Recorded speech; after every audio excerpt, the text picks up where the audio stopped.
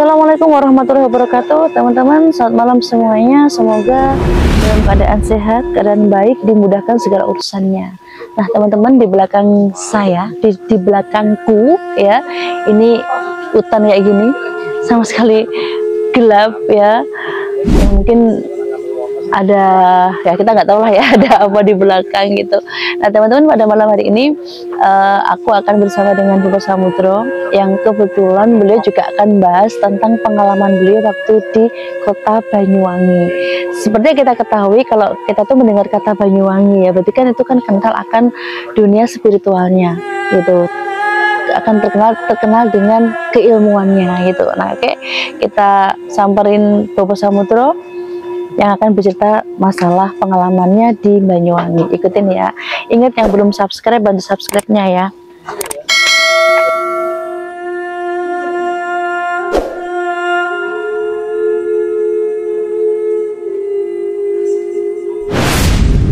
Alhamdulillah teman-teman, ini kita sudah bersama dengan Bapak Samudro. Monggo Bapak ngopi dulu, enggak apa-apa, silahkan. Ya, biar lebih santai, kita ngopi dulu. Nyantai mau ya. Ya, jadi malam ini ditemani sama Bang Montes ini, mau ya?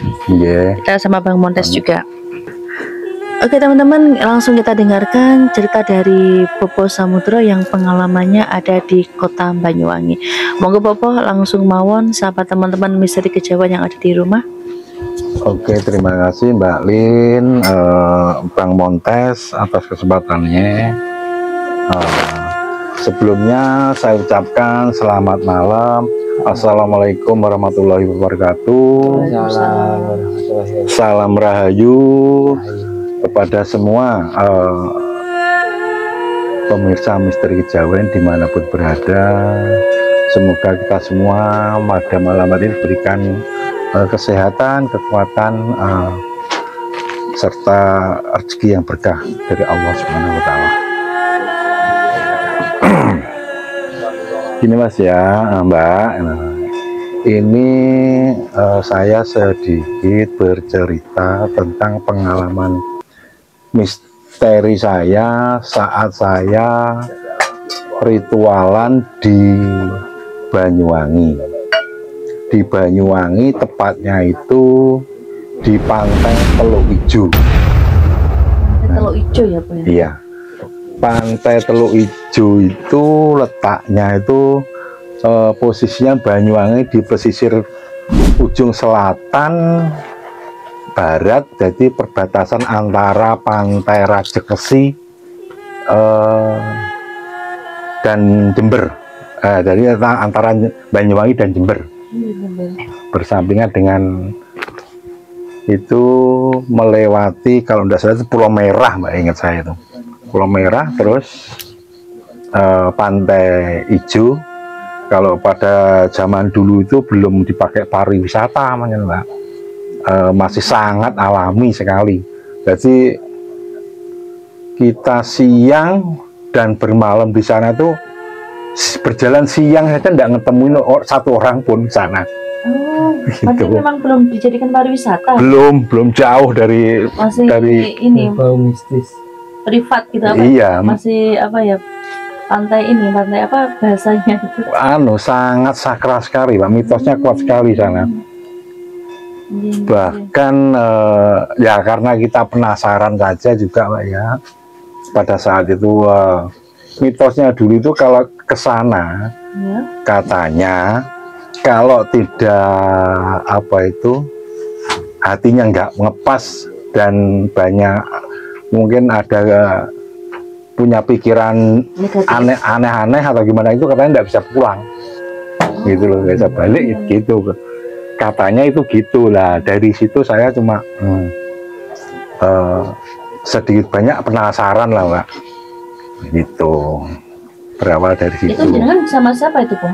Saya itu dulu itu ada bertiga, Mbak. Ada saya ada temen dari Banyuwangi yang menunjukkan arah ke sana. Kita karena belum pernah ke sana sama sekali. Sebenarnya teman saya juga belum pernah ke sana sama sekali. Cuma minimal dia kan tahu arahnya, Mbak. Nah, jadi kita minta arah kita itu dari berawal itu dari mau berangkat saja, Pak, ya. kita saat dulu itu kita nginep di tempat temen tuh yang ada di daerah desa Temuguru, kalau nggak salah namanya. Desanya Temuguru. Nah, dulu itu di daerah gitu, deket stasiun kalau nggak salah dulu itu, Mas. Dari situ kita sudah mulai mau berangkat aja sudah mulai banyak kendalanya sepele, ya dibilang sepele ya lucu, dalam artian gini. Suatu contoh, kita semua peralatan sudah kita siapkan mau meluncur ke sana, semua yang sudah disiapkan itu ya hilang tidak jelas juga. Itu belum berangkat, masih di rumah loh, masih prepare udah ada sudah mulai ada. Nah, itu satu peralatan ya apa sih Mbak, kita cuma bawa apa, bekal apa sih, cuma sekedar mie, salah satunya mie, terus rokok, Kopinya nggak ketinggalan. kopi, ada ubi gitu Pak ya, melon. Dan itu lupa naruh atau gimana tuh? sebenarnya dibilang lupa naruh itu satu tempat Pak. Itu kendala dari awal, loh ini gimana ini. Nah, yang lucunya itu udah hilang lah ya, udah oke lah, kita tetap lanjut. Akhirnya kita sama jalan aja lah, nanti kita beli apa gitu. Nah, sudah dari situ belum kita mau masuk lagi, temen saya itu masuk anginnya minta ampun, mutah dikero, itu belum berangkat loh masih udah mau berangkat, kok kayak gini sih ya, keanehannya kok sudah muncul gitu, ini apa sih, kok ya semua kalau logikanya orang mungkin perjalanan jauh masuk angin oke lah, tapi ini kok masuk angin kok terlalu dadak juga sih gitu. Loh, dari malam sempat bermalam sebentar situ, kita berangkatnya itu siang, nanti kita kan masalahnya bermalam di sana gitu. Dan memang sangat sakral sekali di sana itu. Nah, dari situ kita keroin lah Mbak, kita obatin, ntar kita bawa minyak angin juga ya, minyak kayu putih, untuk teman-teman masuk angin. Setelah kita pijit titik tertentu akhirnya sudah enakan. Itu masih di tempat Pak ya? Masih di tempat, belum di lokasi itu, jauh belum apa-apanya, kita masih udah banyak kendala, udah mulai ada kendala. Persiapan hilang, terus temen sakit itu, yang sakit dua itu, nggak satu, satunya masuk angin, satunya agak capek dan pusing gitu. Dah akhirnya kita tetap tekan enggak gitu. Kalau kita tekan, ayo kita berangkat semua oke, ya udah kita berangkat. Nah, karena kita sama suka, kita kan dari luar kota, tidak tahu ya daerah situ. Itu masih pertama lebih kurang saya masuk Banyuwangi Pak ya, belum paham betul lah. Nah, dari situ, dari perjalanan itu kita lewat tebu-tebu, nanya orang lewat kebun-kebun kopi gitu Pak. Nah, dari lewat kebun kopi, nah dari start awal sudah kayak gitu. Nah, di saat kita lewat kebun kopi, pertama tebu keblasuk, kita kelewatan, nanya orang, oh jalannya arahnya sana Mas, ini kebun kopi, nanti ada aspal, istilahnya ditaruh jalurnya lah, namanya di daerah pedesaan kan nggak mungkin apa itu ribet lah taruhnya gitu, satu arahnya satu, jalannya agak besar, tapi jalan dulu tuh makadaman masih kan Mbak, masanya malah susah amat pokoknya. Masih jalan setapak ya? Bukan jalan, kalau lokasinya jalan setapak mah nggak bisa, emang jalan setapak dari lokasinya. Dari sebelumnya itu udah ngelewatin jalannya udah nggak enak banget. Lah anehnya itu gini, di saat kita mulai perjalanan itu kita nanya seseorang, kita nanya di belum ke wilayah kebun kopi, di tebu-tebu itu kita nanya perempuan Mbak di situ. Ada orang di sawah gitu. Nah, kita nanya waktu itu ke depan ya mungkin habis hujan agak jeblok semua itu. Nah, agak becek sekali. Apa? Masih muda apa sudah tua? Sudah lumayan usia lah Mbak, setengah bayan. Lebih kurang ya 50-60-an lah kira-kira usia. Nah, dari situ kita nanya, Bu, numpang nanya, kita mau tanya arah jalur Pantai Teluk Ijo itu mana ya? Nah, oh iya ada Mas sana. Nah, kita dikasih tujuh arahnya. Ini dari sana ini mentok ini nganan. Nah, anehnya gini, kita dari sini kan mengarah ke Pantai Teluk Ijo. Arahnya bisa lebih kurang udah hampir 3 kilo 5 kiloan lah kira-kira. Jauh kok saya perjalanannya yang dari tempat tebu-tebu itu udah masuk ke. Nah, orang yang dari situ tadi di saat kita berjalan kan jelas satu arah. Nah, dari lepas kita mau deket Teluk Ijonya itu, orang yang kita tanya itu ada lagi di sebelah situ. Dengan orang yang sama? Dengan orang yang sama. Pakaiannya? Pakaiannya juga sama. Bukan kebaya, agak kayak kebaya lama itu loh Mbak gitu. Tapi kita saat itu enggak berpikir curiga karena saat itu loh siang bolong masalahnya. Jadi tadi apa Bu nggak ingat? Oh ini orang yang tadi kita bukan? Ingat. Ingat juga? Ingatnya itu. Loh, kok orang ini orangnya sama? Ini ada apa ya Mbak? Apa kita salah ya? Salah lihat atau gimana? Teman-teman, kita kan bertiga. Yang satunya sama juga, yang satunya enggak tahu. Itu saya gini. Oh yang nanya kan saya gini. Waduh, ini jangan-jangan kita cuma saya ini berpikirnya positif thinking aja. Dalam artian kita punya niat baik, ya siapa tahu lah gitu, kita positif aja lah, nggak usah Dari situ kita udah mulai curiga, wah kayaknya ini nggak beres. Sudah mulai ada sesuatu ini ya gitu nih. Tapi alhamdulillahnya, tapi begitu kita sampai ke melewati apa itu kebun kopi Pak ya, kebun kopi jalannya melewati, nggak tersesat juga. Kok tersesat gini ya bener kok gitu.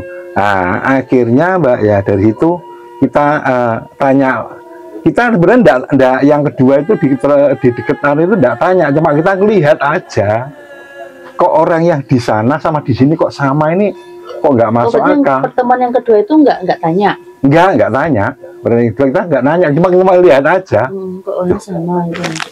Kok ibu tadi, karena kita jalannya nggak bisa kencang, pelan-pelan sekali. Bahkan kita yang mau ke lokasi itu, waduh jalannya minta ampun, jalan satu tapak gitu Pak. Naik motornya, kira kita masuk ke lokasi dekat perbukitan Mbak, sawah-sawah perbukitan gitu. Motor kita cepet sama-sama, kita ditaruh aja di tebing gitu, di kayak plengsengan gitu Mbak ya. Gitu bawah ini udah pantai laut, tapi curam sekali Mbak. Nah, curam sekali. Nah, dari situ kita mulai merasakan auranya kuat sekali. Itu belum ada apa, itu belum pokoknya belum dipakai pariwisata lah Mbak, yang jelas masih sangat alami, gitulah pokoknya. Tapi kalau sekarang sudah dipakai pari ya? Saya dengar itu sudah jauh berbeda sama adanya dulu. Iya, sudah dipakai pariwisata. Dulu tuh kita jalannya setapak, bahkan memang namanya orang ritual cari tempat-tempat yang mistiknya besar lah, intinya gitu ya. Auranya yang kuat. Kita masuk ke sana, itu dalam di atas perbukitan, bawahnya udah pantai kan, naik itu ada kerang, ada bergelantungan banyak. Yang saya herankan begitu kita masuk ke area lokasi, kok tidak menemukan satu orang pun. Ya itulah saya pikirnya. Ya meskipun perdesaan, tapi kan enggak, itu loh siang masalahnya kita itu Mas Yan. Itu benar siang kok. Sudah ada benar. Kok ada penamaan sudah kayak gini ya? Ya, oke lah, akhirnya aja udahlah. Akhirnya kita masuk ke sana. Nah, dari masuk ke pantai ke Teluk Ijo itu, ya ini kayak ada pegubukan kecil, bukan ada anu tapi tidak ada atapnya. Kita sudah nyantai situ, semontor udah kita taruh di apa itu, kita tutupi rumput-rumput, daunan gitu aja, Mbak. Kita udah turun ke bawah. Nah, teman saya aman, insya Allah tidak ada apa-apa. Gimana ada orang, siang aja tidak ada orang, apalagi malam. Logikanya kan gitu aja, ya udahlah, jelas aman lah gitu mikirnya. Nah, akhirnya kita masuk turun situ, Pak. Itu masih siang gitu. Nah, di saat kita mulai dari tempat peristirahatan yang lain itu kita ada taruhnya karena perjalanan jauh juga agak naik, juga jalan kaki, jalan setapak, motornya udah susah lah pokoknya jalannya. Akhirnya udah capek, kita istirahat dulu. Nah, sebelum masuk lebih kurang hampir jam 2-an, mungkin tidak salah dia. Jam 2 kita mulai masuk bawah. Jadi gini, Mbak. Dari di sini tebing, perbukitan, hutan, tapi ini banyak pohon-pohon yang tumbang. Jadi kita itu turunnya jalan setapak. Jadi kita pegangannya Pak kayu-kayu, ranting-ranting gitu di jalannya. Nah, ini yang saya alami.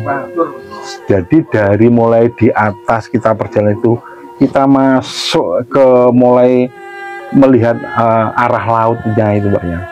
Kita bukan kayak logikanya kita di dunia nyata gitu, Pak. Kita begitu mulai turun 1 langkah, 2 langkah sampai akhirnya berapa lebih kurang 100-an meter ngerasain.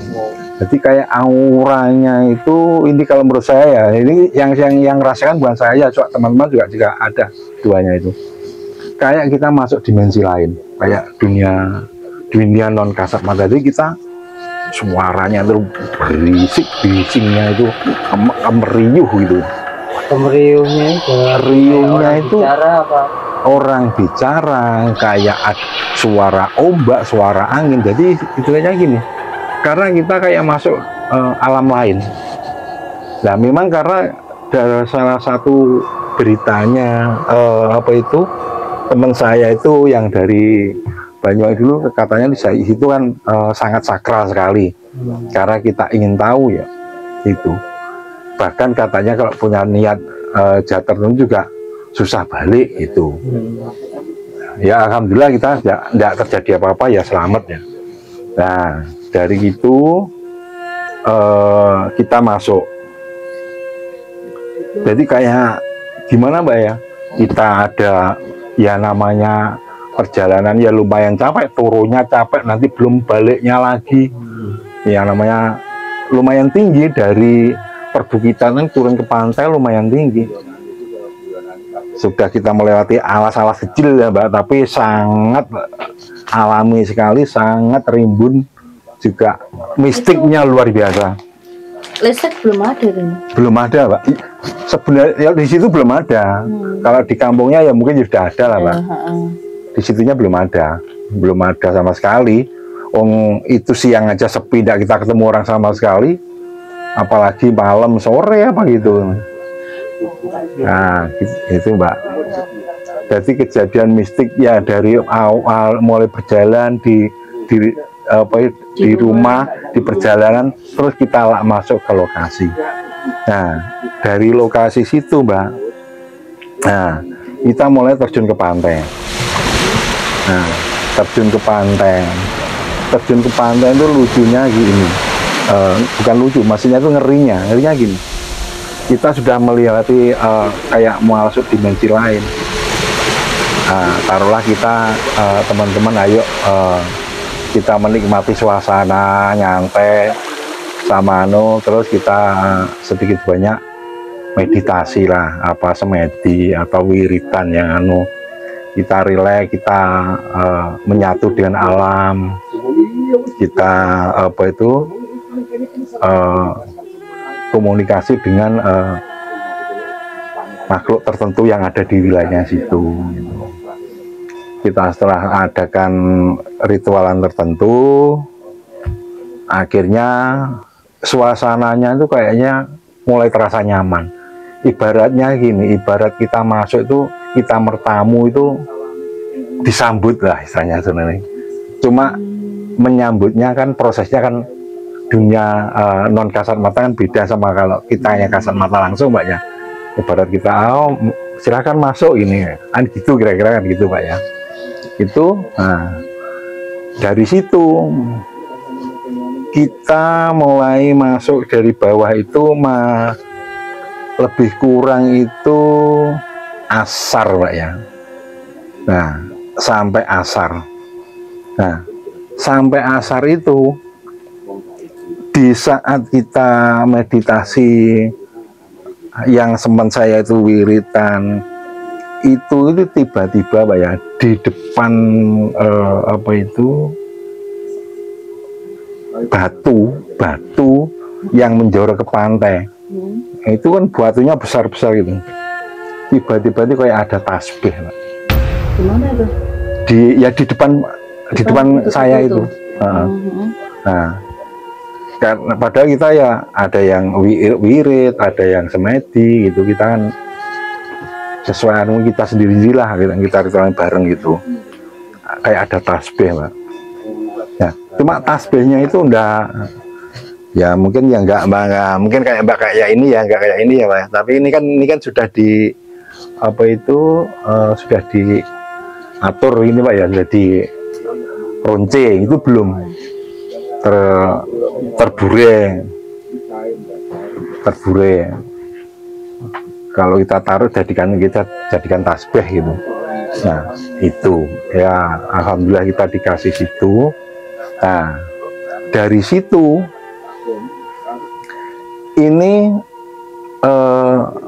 setelah itu kan saya yang ambil.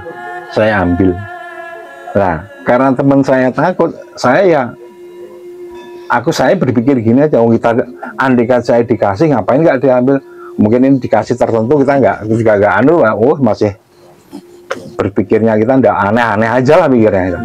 Nah dari situ kita akhirnya kita ngambil di sana, kita terpeleset ke pinggirnya itu kan. Saya terjatuh di pesisirnya batu tadi. Iya akhirnya itu. Nah terjatuh sih jelas, yang celana kan masuk ke air. Yang jelas itu di saat mau ambil batu itu tadi, mungkin saya berpikir itu tasbih cuma bulat-bulat tapi kok belum, sebagian ada belum ada yang lubangnya gitu ada banyak masalahnya Pak. Nah, kita mau ambil, kita terjatuh sampai kita sampai hampir segini Pak, sebahu gini. Nah yang saya herankan ini gini Pak, saya terjatuh, asli saya terjatuh. Nah, tapi saya begitu naik kok tidak basah. Padahal itu jelas di pinggir laut, mengungin batu, ini laut itu dari sepinggiran. Tapi kok bisa nggak basah itu yang saya. Astagfirullahaladzim, ini apa ini aku? Saya nggak berpikir, sudah taruhlah itu sudah di luar nalar lah istilahnya kan gitu ya. Oh kita masuk ini kok udah anu. Nah dari situ kejadiannya yang anu itu mulai dari kita dapat batu itu, terus apa kita terjatuh nggak basah, terus ya teman saya juga sih, cuma teman saya ada kejadian apa ya lain lagi. Nah dia cuma sebelum berangkat dikasih tahu orang, katanya di sebelah sana ini ada kayak gundukan kayak kepulauan kecil gitu Pak. Soalnya bukan pulau ya, semuanya arah ke pantai Rajek Wesi namanya tuh gitu. Di situ tuh nyatanya tuh dia kayak ditemuin kayak sejenis manusia kerdil gitu loh Pak. Bukan tuyul? Bukan, beda. Bukan tuyul. Kalau tuyul kan lain Pak, kan jelas mungkin pakai celananya gitu. Kalau yang aslinya kan bibirnya kan tidak seperti normal manusia kayak gitu kan, balikannya kan gitu. Itu kalau yang asli ya Pak ya gitu. Tapi itu manusia kerdil asli orang apa emang makhluk halus? Ini kalau menurut saya sebenarnya ya makhluk halus Mas. Sebenarnya gitu. Akhirnya dari kita di situ itu udah hampir maghrib Mas. Kita akhirnya ya enggak tahu kita pun punya inisiatif apa gimana setelah ditemui kayaknya itu gini, kayaknya dari teman saya yang dari Banyuwangi bilang, Mas ini kayaknya kita ini dapat petunjuk harus lari ke kampung Mas, nggak boleh bermalam di situ akhirnya gitu. Nah itu Mas, dari situ akhirnya peristiwa saya pribadi sama teman saya yang dari Banyuwangi pada satu tim satu lokasi, cuma dia ngelihatnya di agak berpencar sedikit, dia sebelah barat, saya tengah, ada yang sebelah agak sedikit ke timur kan gitu aja sebenarnya, nggak jauh-jauh. Jadi yang lebih nyatai teman saya itu yang dilihatin manusia kerdil di situ. Terus akhirnya kita berusaha, ya namanya kita cuma bertiga Mbak ya, dengan situasi ya dibilang bingung ya bingung juga, ini apa, ini gimana kan ya mikir Mbak ya. Setelah temanku dikasih tunjuk itu, tanpa disadari itu temanku bilang gini, Mas biasanya kalau dibilang tidak boleh itu biasanya juga harus pulang loh Mas, harus balik dulu. Nah akhirnya memang dengan diri itu ya sudah, akhirnya kita terpaksa naik kita keluar dari pantai dulu, karena teman saya itu kayak dikerumunin manusia kerdil gitu terus masalahnya. Dari situ itu hanya merasa itu ya, sudah dia nyata sekali kayak gitu ya.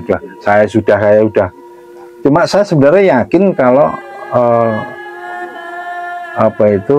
mungkin kayak sebenarnya mungkin tidak menyelakai lah kalau menurut saya itu.